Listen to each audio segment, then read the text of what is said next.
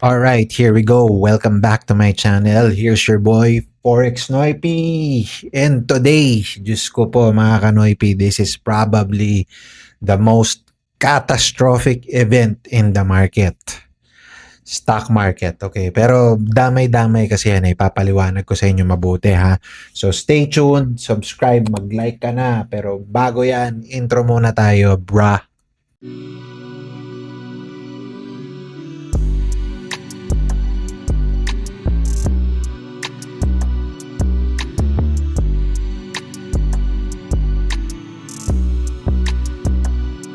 Right, what's up mga kanoypi? Here's your boy, Forex Noipy. Pag-uusapan natin ngayon ang mangyayari bukas. Mga kanoypi, Diyos ko po, kung hindi nyo pa to alam at wala pa kayong awareness sa kung anong mangyayari bukas ng gabi, Diyos ko po, por Diyos por Santo, pakinggan nyo to. Bukas, ang launching IPO ng SpaceX, yung kumpanya ni Elon Musk. Okay, bakit ko to sinasabi at bakit S&P 500 ang nakalabas ngayon sa screen natin? Sa makikita nyo mga kanoypi, S&P 500, Nasdaq, the Russell 2000, medyo nagda-drop sila. Okay, the Dow Jones, where's DIA? There, nagda-drop sila. Bakit? Okay? Ito yung dahilan niyan. Mga kanoypi, bukas ang labas ng SpaceX IPO. Para sa mga hindi nakakaalam kung anong sinasabi ko, ito nga yung kumpanya ni Elon Musk. Okay? Ang projected market capitalization ng SpaceX, handa na ba kayo? Ang lala nito mga kanoypi. It's $135 per share and is seeking to raise $75 billion. Okay? $75 billion. Bakit ganon? At saka bakit ito yung nasa screen ko ngayon mga kanoypi? This is the fact sheet of S&P 500. Tingnan yung mabuti ha. This is the breakdown of the top 500 companies in the US. And the market cap of S&P 500 is $67 million. Okay. Kanoypi, kung $75 billion ang approximate valuation ng SpaceX at eto na nga ang sa S&P 500 plus the Nasdaq who's roughly around 40 to 50 million, hindi pa rin aabot ng 75 billion yan kahit pagsamasamahin mo yung indices, Russell 2000, Dow Jones, Nasdaq, S&P 500. It's not gonna make up for $75 billion. And if it's sharing or selling at $135 per share, putas ang kukuha ng pera. Saan ang liquidity? Nasaan? So baka ang mangyari is kumuha ng pera dito, dyan, sa S&P 500, kumuha ng pera dyan at ilagay sa SpaceX. Diba? Number one, that's the scenario if SpaceX is not going to be part of S&P 500. If it's not. Okay?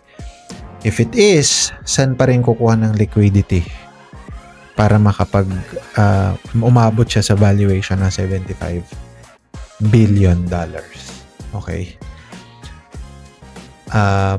Tingnan natin. Ano ba yun? Tingnan mo dito ano ipia. Ito yung sinasabi ko SpaceX plans to set IPO price at $135 per share. Diyos ko po, wala tayong subscription.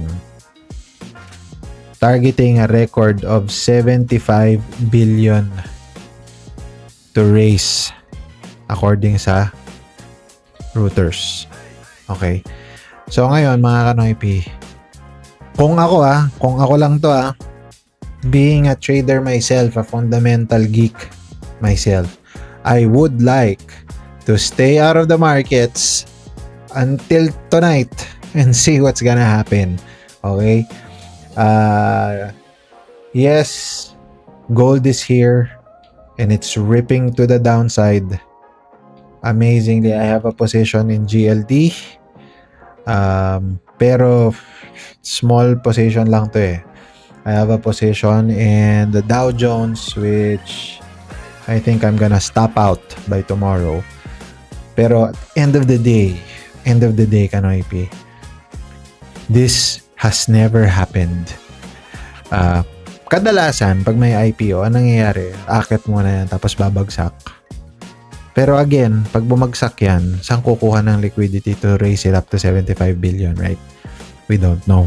I'm sure this is something that internally smart money is talking about. But at the end of the day, tayo as retail traders, wag na tayo makigulo dyan, men.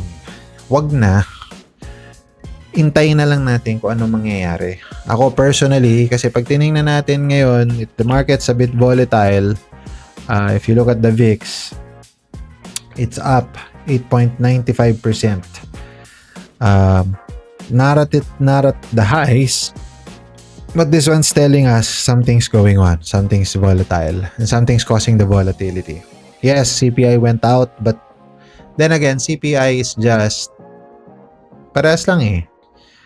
If you look at the numbers, they forecasted 4.2 came out. That's year on year. Core CPI, they forecasted 2.9 and the actual is 2.9. So wala tayong surprise dyan. Yes, CPI inflation is going up and the target is 2%. Paano yan bababa? Diba?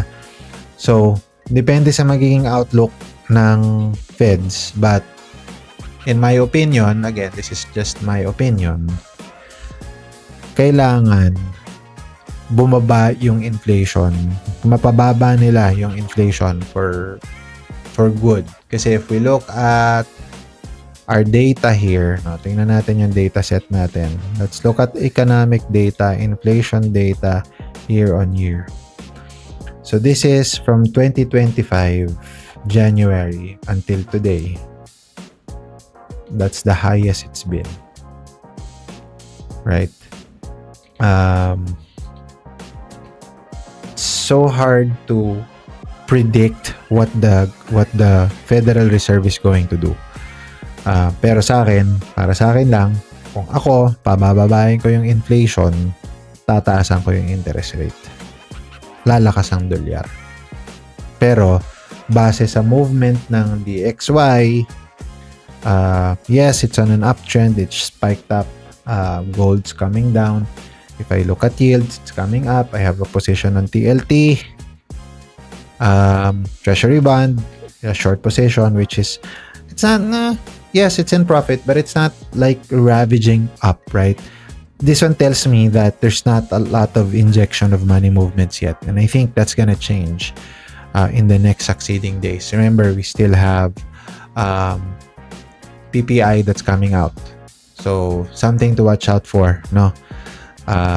Exciting para sa akin yung mga ganito kasi this one gives me a little bit of a background kung anong maaaring mangyari, ano yung mga levels na imamark ko. If this number comes up, this is what I'm going to do, etc. etc.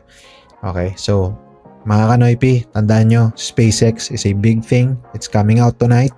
Stay out of the markets or be careful. Kung magte-trade man kayo, just do a really, really small size trade to just see what's going on and what's gonna happen, right? If it goes up to your favor, congratulations, profit pa rin naman yan.